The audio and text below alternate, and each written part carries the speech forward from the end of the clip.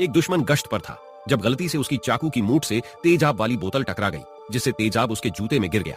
इससे पहले कि दुश्मन कुछ समझ पाता, उसके जूते धुएं में जलकर खाक हो गए और वह दर्द से चीख उठा। लेकिन एक तरफ खड़ी औरत बिल्कुल भी घबराई नहीं, क्योंकि यह एक हादसा नहीं बल्कि उसकी सोच समझकर बनाई गई बदले की योजना थी। असल में कुछ देर पहले जब औरत दवाई बना रही थी, उसने देखा कि दुश्मन अपनी चाकू की मूठ को घुमा रहा है। उसने यह देखकर जानबूझकर उसके पास जाकर तेजाब की बोतल उठाई और उसका ढक्कन खोलकर उसे दुश्मन के रास्ते में रख दिया। फिर वह ऐसे हट गई जैसे कुछ हुआ ही ना हो।